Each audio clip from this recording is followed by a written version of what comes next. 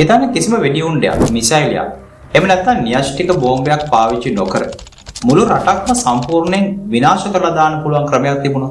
එක එක රටවල් වලට මහා දරුණු ගම් වතුරක් මවලා දවස් කිහිපයකින් ඒ රටේ කෘෂිකර්මාන්තය සහ ආර්ථිකය බිමටම සමතලා කරලා දානවා.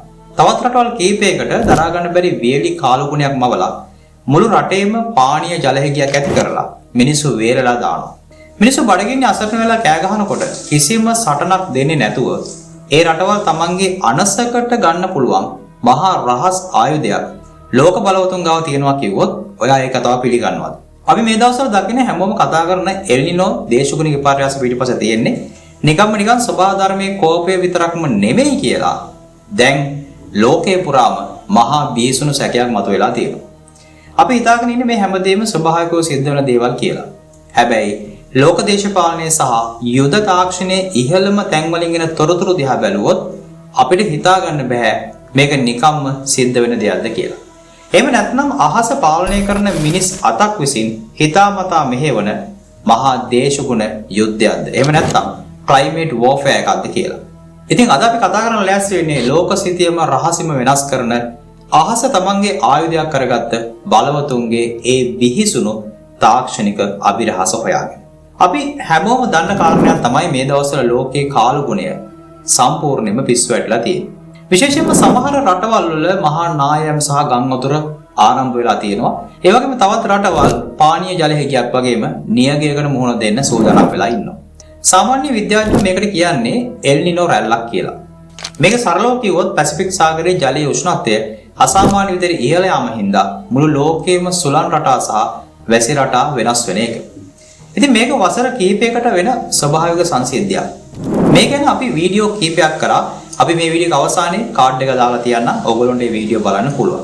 ඉතින් මේ එල්නිනෝ එකක් කියන්නේ ස්වභාවික සංසිද්ධියක්. මේක සිදු වෙන්න පුළුවන්. නමුත් මේකට ලෝකයේ ඉහළම බලයක් තියෙන තාක්ෂණයේ තියෙන රටවල් වලට මේ එල්නිනෝ සිදුවීම වැඩි කරන්න පුළුවන්ද අඩු කරන්න පුළුවන්ද කියන එක තමයි අද දවසේ කතා කරන්න බලාපොරොත්තු වෙන්නේ. ඉතින් මේ හරහා ඔබට තොරතුරු ගොඩක් දැනගන්න පුළුවන් වෙයි. ඇත්තටම ලෝකයේ දැනට තියෙන තාක්ෂණයෙන් මේ බලවත් රටවල් වලට කරන්න පුළුවන් දේවල් මොනවද කියලා. මේ වීඩියෝ එක අවසන් රැඳිලා ඉන්න අපි කතා කරමු මේ කාරණා එකින් එක. ඉතින් අපි ස්වභාවික සංසිද්ධියක් කියලා කලින් කතා කරාට ලෝකයේ ඉහළම දේශපාලන සහ යුද විශ්ලේෂකයන් දැන් වෙනත් කතාවක් කියන්න පටන් ගන්න තියෙනවා. ඔවුන් කියන විදිහට මේ වර්තමාන වෙන විට මේ එල්නිනෝ රැල්ල පිටිපස්සේ බලවතුන්ගේ තාක්ෂණික මෙහෙයුම් හැංගිලා තියෙනවා කියලා. මේ අය කියන විදිහට මිනිසා විසින් පෘථිවිම අහස සහ සාගර උෂ්ණත්වය පාලනය කරන ජියෝ ඉංජිනේරු විද්‍යාව හරහා ඕනෑම රටක ආර්ථිකය විනාශ කරන්න මේ දේශගුණය ආයුධයක් කරගෙන තියෙනවා කියලා තමයි ඔවුන් කියන්නේ. හැබැයි මෙතනින් පස්සේ වෙන්නේ ඊට වඩා හරි පුදුමාකාර වැඩක්. සාමාන්‍යයෙන් අපිට හැමදේම පෙන්වන්නේ ගෝලීය උණුසුම. එහෙම නැත්නම් ග්ලෝබල් වෝර්මින් නිසා සිද්ධ වෙන දේවල් කියලා. ඒත් ඔබ කවදාද හිතුවද ලෝකයේ ප්‍රබලම රටවල් වලට පුළුවන් නම් අති නවීන චන්ද්‍රිකා තාක්ෂණයෙන් මුළු පෘථිවියම නිරීක්ෂණය කරන්න. මේ බලවත් රටවල් වලට බැරිද දේශගුණය Tamanට අවශ්‍ය විදිහට වෙනස් කරගන්න. මෙන්න මේක තමයි අපි හිතන්න ඕනි කාරණේ. මෙන්න මෙතනදී තමයි ලෝකයේ තියෙන අතිශය රහසිගතම ව්‍යාපෘතියක් ගැන අපිට කතා කරන්න සිද්ධ වෙන්නේ. මේ ව්‍යාපෘතිය තමයි HAARP. එහෙම නැත්නම් High Frequency Active Auroral Research Program ව්‍යාපෘතිය. ඇමරිකාවේ ඇලස්කා ප්‍රදේශයේ අක්කර ගණනාවක විහිදලා තියෙන මහ යෝධ ඇන්ටනා පද්ධතියක් තමයි මේ ව්‍යාපෘතියේ තියෙන්නේ. ඉතින් ඇමරිකාව නිල වශයෙන්ම කියන දෙයක් තමයි මේක වායු ගෝලයේ ඉහළම ස්තරයක් වන අයන ගෝලය ගැන පරීක්ෂණය කරන්න හදපු තැනක් කියලා. මේක අරමුණ වෙන්නේ ඒ පරීක්ෂණ කටයුතු සඳහා යොදා ගන්න කියලා තමයි ඔවුන් ප්‍රකාශ කරන්නේ.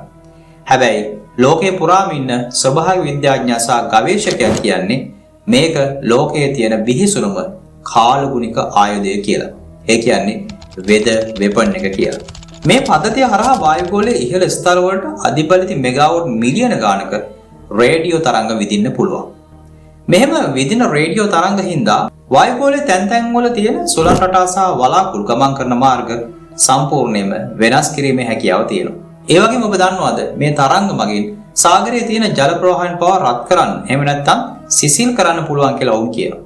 එහෙම බැලුවොත් අපි මේ දකින එල්නිනෝ රැල්ල එහෙම නැත්නම් සාගරය අසාමාන්‍ය විදිහට රත් වීම ස්වභාවික වුණ දෙයක්ද නැත්නම් මේ කියන HAARP වැනි අධිබලති පද්ධතිය පාවිච්චි කරලා ලෝක බලවත විසින් කරන දෙයක්ද කියන එක දැන් ලෝකේ කතා කරන්න පටන් ගන්න තියෙනවා. මේ සැකය තවත් වැඩි වෙන කාරණයක් තියෙනවා. ලෝකේ සමහර බලගත් රටවල් Tamanට අවශ්‍ය වෙලාවට Tamanගේ රටවල් වලට වැස්ස ලබා ගන්න cloud seeding එහෙම නැත්නම් කෘත්‍රිම වැසිවැස්වීමේ තාක්ෂණය පාවිච්චි කරන හින්දා අහසට රසායනික ද්‍රව්‍ය විදලා වලාකුළු එකතු කරලා Tamanට අවශ්‍ය තැනකට මහා වැසි ලබා ගන්න ඔවුන්ට පුළුවන්. මේත් එක ටිකක් හිතන්නකෝ.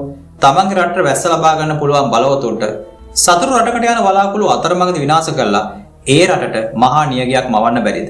ගොඩක් දෙනෙක් හිතන්නේ මේවා නිකන් කුමන්ත්‍රණ කතා එහෙම නැත්නම් බොරු එහෙම නැත්නම් මිත්‍යා දේවල් විතරයි කියලා.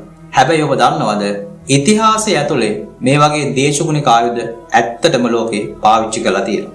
අපි කතා කරොත් එහෙම 1960 ගණන් වල සිද්ධ වුණු දරුණු වියට්නාම් යුද්ධය. ඒ කාලේ ඇමරිකානු හමුදාවට ලොකු ප්‍රශ්නයක් තිබ්බා. ඒ තමයි වියට්නාම් ගරිල්ලෝ හොචිමින් මාර්ගය පාවිච්චි කරලා මේ කැලෑ පාරවල් පාවිච්චි කරලා තමන්ගේ ආයුධ සහ ආහාර ප්‍රවාහනය කරපෙක.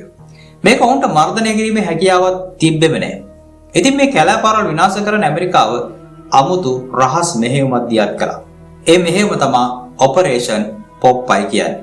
ඇමරිකන් ගුවන් හමුදාව රහසිගතවම වියට්නාමයේ අහසට ගිහිල්ලා වියට්නාම් අහසේ තිබුණු වලාකුළු රත් කරලා කෘත්‍රිමව මහා මෝසම් වැසි වැස්සෙව්වා. සාමාන්‍ය වැස්ස වහින කාලයට වඩා මාස කිහිපයක් එක දිගටම මහා ධාරානිපාත වැසි වස්සන්න ඔවුන්ට හැකි වුණා. මේකේ ප්‍රතිඵලය මොකක්ද දන්නවද? මුළු හොචිමින් මාර්ගයේම මඩ වගුරක් බවට පත් වුණා. ඒ වගේම මේ ප්‍රදේශයේ ගම් වතුරේ යට වුණා. වියට්නාම් සෙබළුන්ට තමන්ගේ ආහාර සහ ආයුධ ගෙනියන්න මේ ප්‍රදේශයට බැරි වුණා. මේක තමයි ලෝක ඉතිහාසයේ මිනිසා විසින් දේශගුණය ඇත්තටම යුද ආයුධයක් විදිහට පාවිච්චි කරපු නිල සාක්ෂිය. එදා 1960 ගණන් වල තිබුණු තාක්ෂණයේ මෙච්චර දෙයක් වුන්ට කරන්න පුළුවන් වුණා නම් අපි අද ඉන්නේ 2026 අවුරුද්දේ. කෘත්‍රිම බුද්ධිය සුපිරි පරිගණක වගේම අතිනවීන චන්ද්‍රිකා තාක්ෂණයේ තියෙන මේ වගේ යුගයක ලෝක බලවතුන්ට මොන වගේ දේවල් කරන්න පුළුවන්ද? මෙන්න මේ හින්දා තමයි මිනිසුන්ගේ සැකය තවත් වැඩි වෙන්නේ. අද ලෝකයේ හැමතැනම සිද්ධ වෙන මේ දරුණු කාලයක වෙනස් වීම ස්වභාවික චක්‍රයට එහා ගිය මිනිස් අතකින් ක්‍රියාත්මක වෙන කෘත්‍රිම දේශගුණික මෙහෙයුමක් වෙන්න ලොකු ඉඩක් තියෙනවා කියලා වුන් විශ්වාස කරනවා. ලෝක සිදුවීම් වෙනස් කරන මිනිස්සුන්ගේ බඩගින්න තියලා මිනිස්සුන්ගේ දනගස්සන මේ මහා දේශගුණික යුද්ධය ඇත්තටම ක්‍රියාත්මක වෙනවා නම් ඒක සාමාන්‍ය න්‍යෂ්ටික යුද්ධයටත් වඩා බිහිසුණුයි. මොකද න්‍යෂ්ටික බෝම්බයක් ගැහුවොත් ලෝකය දන්නවා ගැහුවේ කවුද කියලා. හැබැයි මේ වගේ දේශගුණික ආයුධයකින් පහර දුන්නොත් හැමෝම හිතන්නේ ඒක සබාධාම් විසින් කරපු කෝපයක් විතරයි කියලා. අඩුම ගානේ සතුරා කවුද කියලාවත් අඳුර ගන්න අවස්ථාවක් හම්බෙන්නේ නැහැ. ඉතින් කල්පනා කරලා බලන්නකෝ අහස පාලනය කරන ලෝක බලවතුන් තමන්ගේ දේශපාලන සහ ආර්ථික වාසි වෙනුවෙන් මුළු පෘථුවියම දේශගුණය එක්ක සෙල්ලම් කරනවා නම් මේකේ ප්‍රතිඵලය ඊටමත් දරුණු එකක් වෙයි.